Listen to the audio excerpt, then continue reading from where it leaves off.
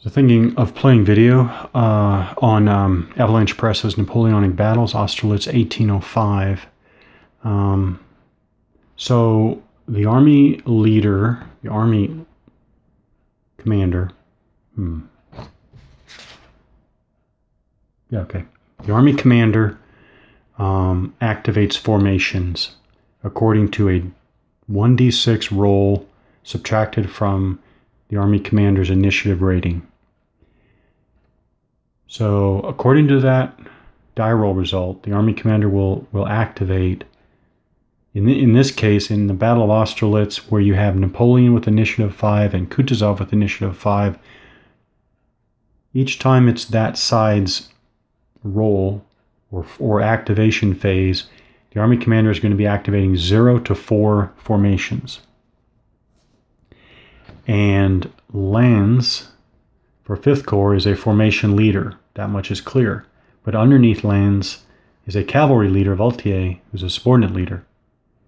And at one point, because of wording in the rule book, it made it sound like these cavalry brigades are also a formation under the subordinate leader, Valtier. And so that's what made me second guess myself that maybe when the rules talk about 0 to 4 formations being activated, maybe the player could choose these subordinate formations as well. This cavalry division is a subordinate formation. This one is, this one, this one is, this one is, this one is, this one is, this one is, and yeah, so all of those subordinate formations. Now, if the player could activate all those subordinate formations or the larger formation, core formation in this case, that would give a lot more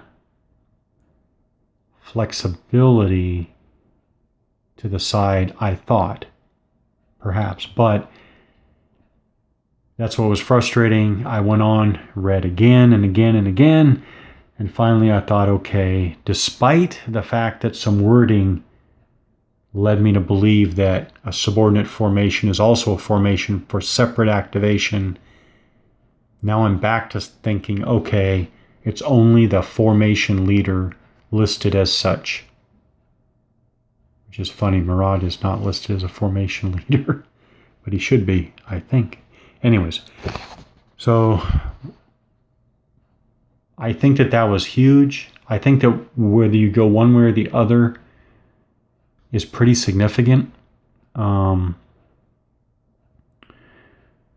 now I'm thinking, okay, it's just the large bolded formations that are activated at one time. So that's really all I'm going to say about the sequence of play. It gave me some trouble getting it all down, and also the back and forth turned out to not be. This is not back and forth like a World War II small unit combat action type game of back and forth. This is really just chunks of the army going, and then the other side. And I don't know. I still don't know what to make of the flow there. I don't know. Now, command. So in my experience so far, command has turned out to be huge and central to the game design. It is good that the movement and combat routines are relatively simple, straightforward, roll 6 to hit with some die roll modifiers, step losses, because it's good that those are all streamlined, because command is a chore. Now, I don't know if it could be done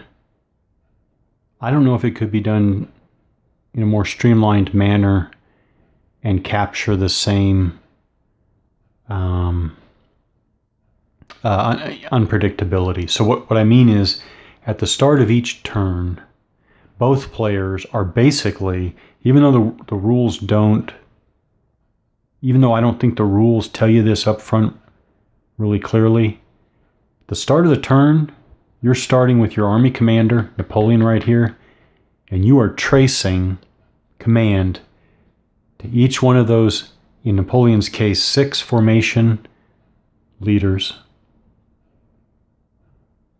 And tracing is not just counting areas. You're counting movement according to a cavalry unit. So it's not just counting areas. You actually have to go, like if you're trying to trace from Napoleon to, let's say, Bernadotte here, you can't just go 1, 2, 3, and 4.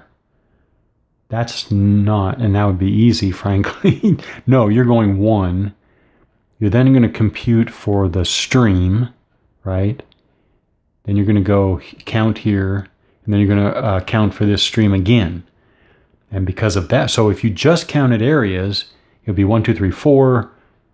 You are, okay, yeah, a commander has a movement allowance of 4, and you're tracing it as cavalry. You're paying terrain costs as per cavalry.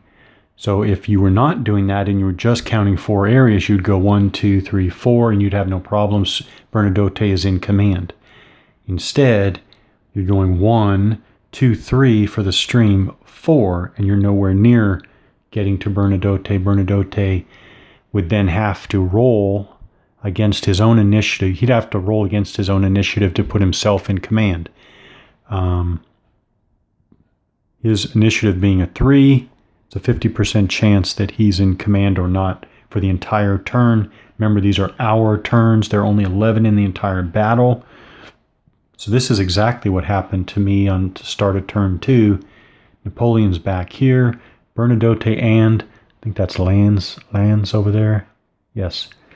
They both started the battle, turn 2, out of command. And so that slowed. It doesn't stop. It doesn't freeze, but it does slow all the operations on that side of the battlefield. Again, it doesn't stop things. So, for example, Bernadotte was out of command. When you get to the activation phases, Bernadotte's first corps still activates, but the capabilities of all of Bernadotte's troops are as out of command units. Now, actually, it's not even that simple, but that's true what I said, but it's actually more to it. So at the start of the turn, when in this command phase where you're tracing from your army commander to all of your subordinate leaders, 5 on Kutuzov's side, 6 on Napoleon's side, you're tracing command, you're looking at the terrain, you're paying terrain costs. Then from the formation leader, you're doing the same thing from the formation leader to any subordinate leaders that formation leader may have. Remember, they could have anywhere from 0 to 5. 5 is the most that I see in this battle. Anywhere from 0 to 5 subordinate leaders. All these guys in here, a lot of them are subordinate leaders. So then you're tracing from formation leader to subordinate leader, and then ultimately you have to check from subordinate leader or formation leader to each unit. It's quite a bit, and bottom line is you're going to have to get in your mind the lay of your forces. You just can't not pay attention to this stuff. So you have to, like all this in here, this is a mixture of several formations. So again, you're gonna be figuring out who is who where. Anyways, the bottom line is you're going through all of this stuff. You're tracing. You're putting leaders in and out of command. You're doing quite a few initiative checks for leaders to put themselves in command. And the result is, like I had at the start of turn 2, everybody in the center was in command. But down here on this edge of the battlefield, you basically had an entire flank out of command, and up there that flank was out of command. And this is significant because up here, for example, this is French division, part of Lannes' corps. He's not attacking the Russians there.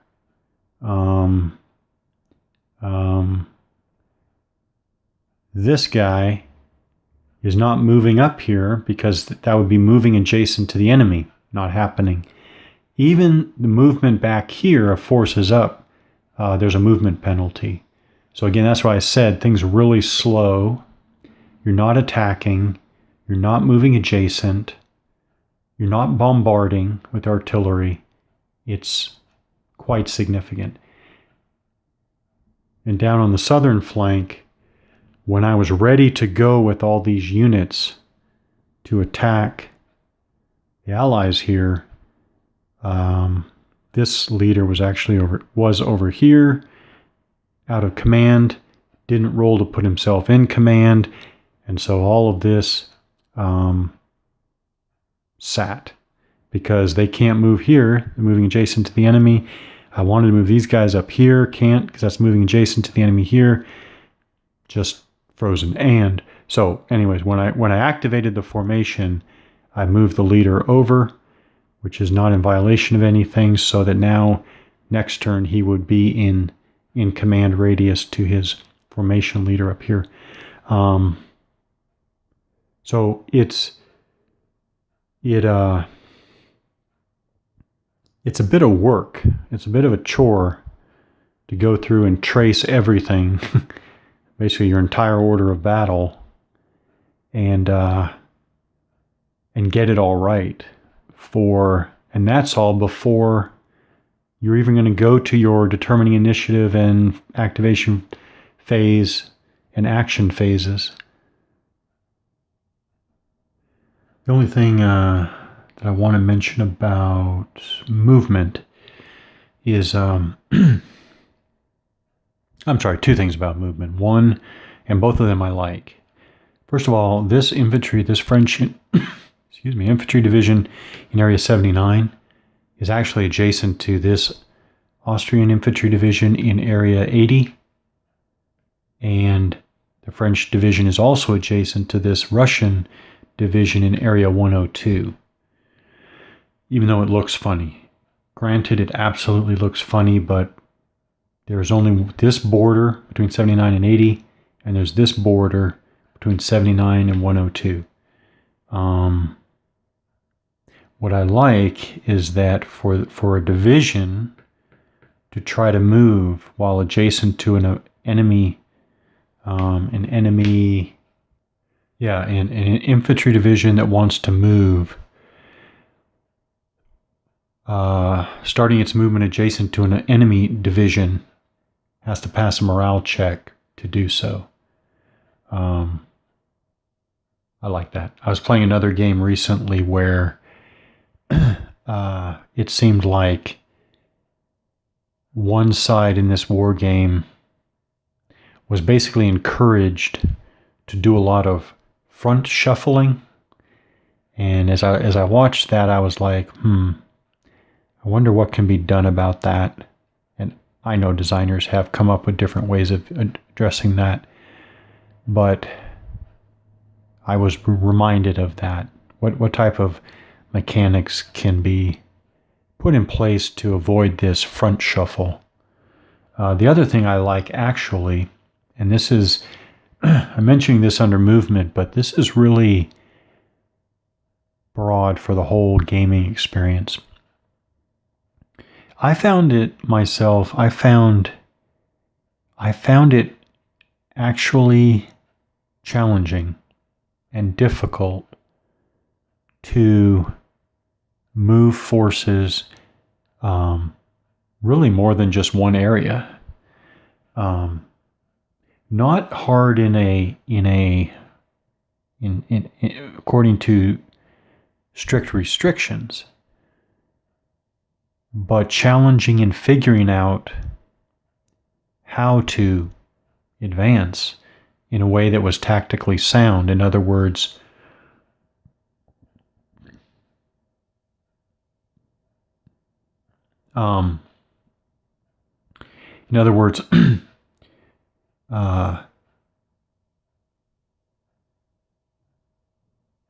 Area 74 here.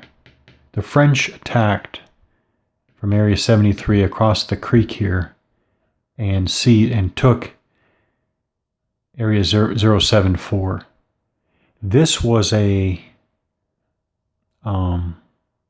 planned action, and it was, they could have attacked from here to the northern part of the Pratzen village here, but that was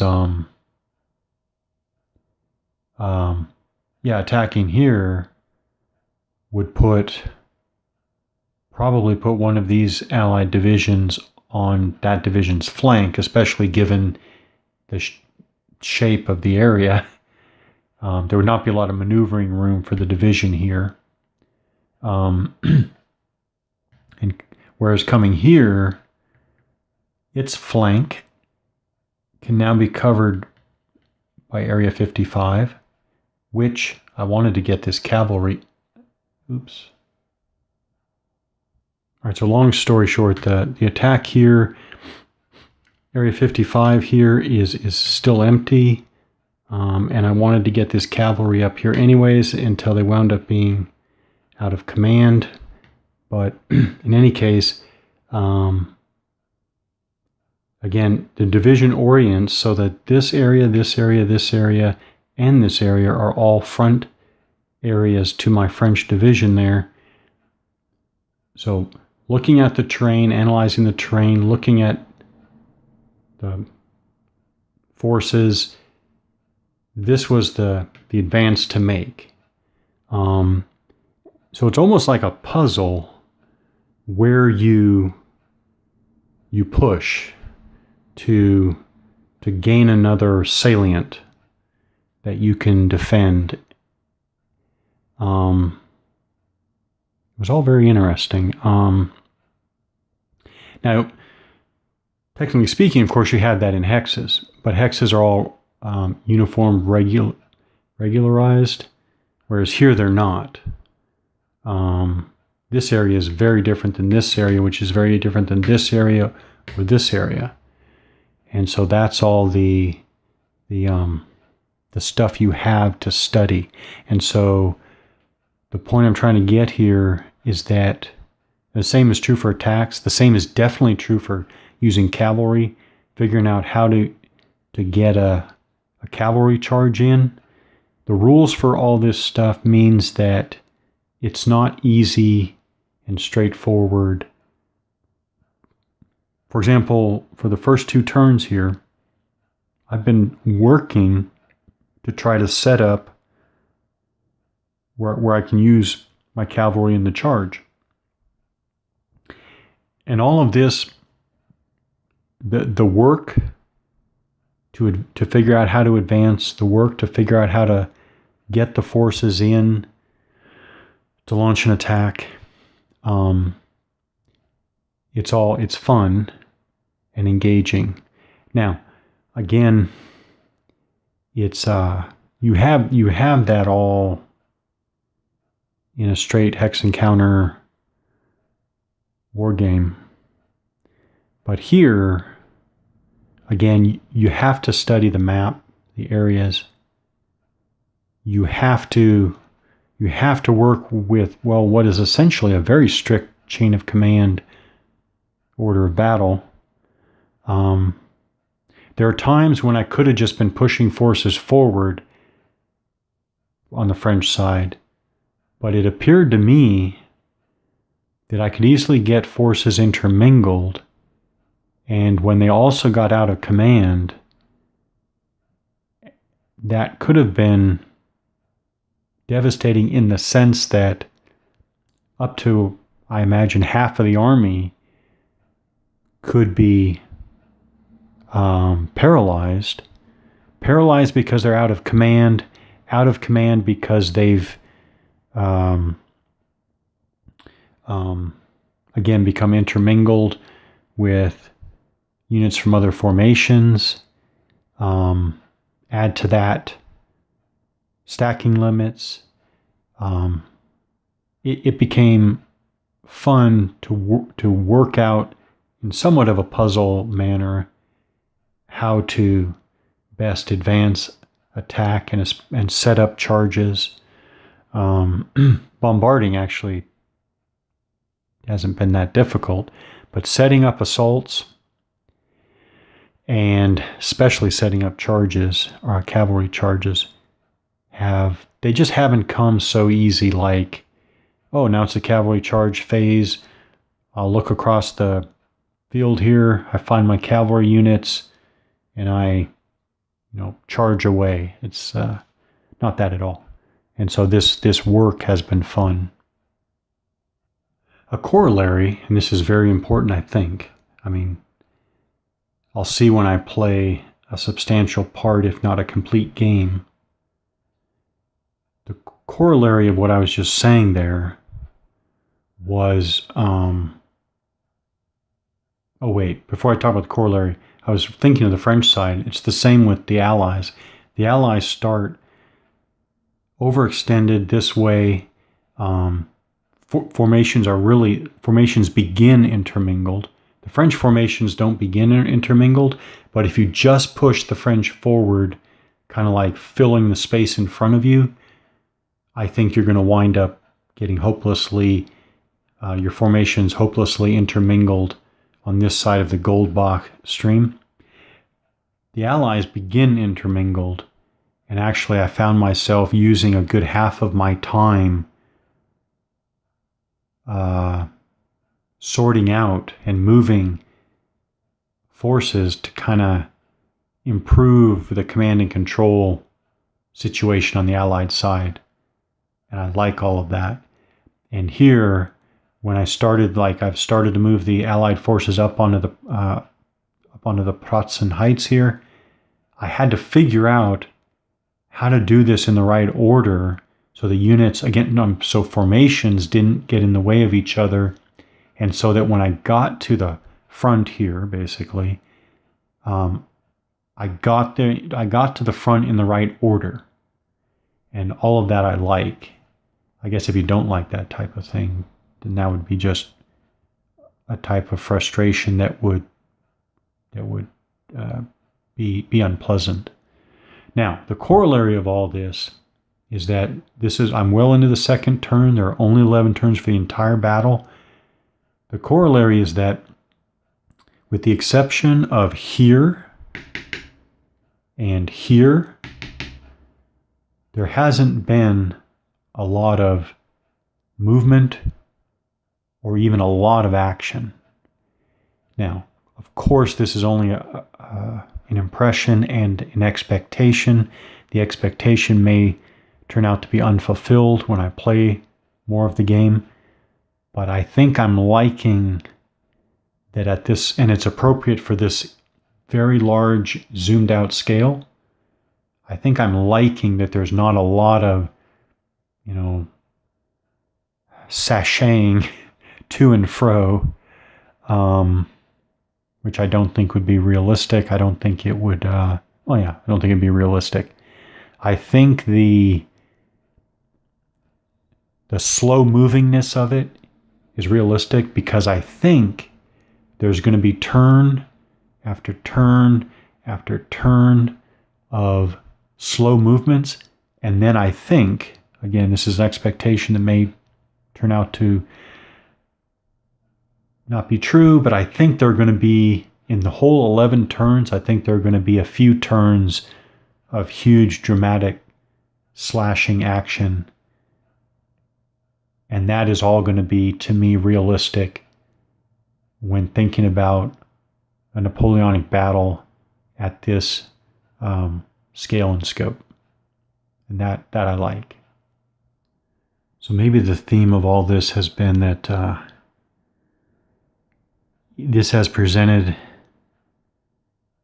a very engaging gaming experience, surprisingly. And also a nice tactical exercise. So the map, it has been fun to have to study a battlefield map so closely to even do anything halfway decent on it. Is this realistic to the Austerlitz battlefield? I don't know. But just as a map, it's been fun to have to study it in the way I just mentioned. The orders of battle, what grade should the orders of battle receive for their completeness and accuracy? I'm not sure. But it has been fun to have to work through a very strict and detailed army level, chain of command and order of battle. It's been fun to have to work through that. And it's been fun trying to set up cavalry charges and trying to set up assaults, let alone combined arms assaults. This has all been fun, surprisingly engaging.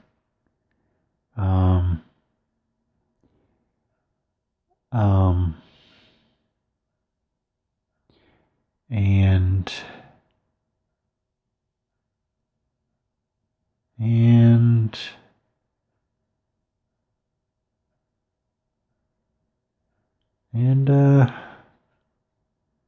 that's about it. It's the fun, engaging type of mental exercise. And I guess I have to say it, to use what is probably a war game sales cliche, the rules overhead is not oppressive, and it is and it allows you to focus on, again, studying the map and how to operate on this ground as represented by this rather strange looking map, and focus on your management of forces, management of your infantry divisions, your cavalry, your artillery, your heavy cavalry, and your elite units. All very interesting, surprisingly interesting.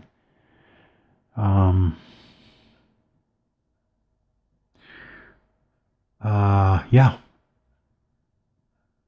This has been a very fun, if for a moment incredibly frustrating, thinking of playing series. Again, Napoleonic Battles, Austerlitz 1805. This is the Avalanche Press 2007 product.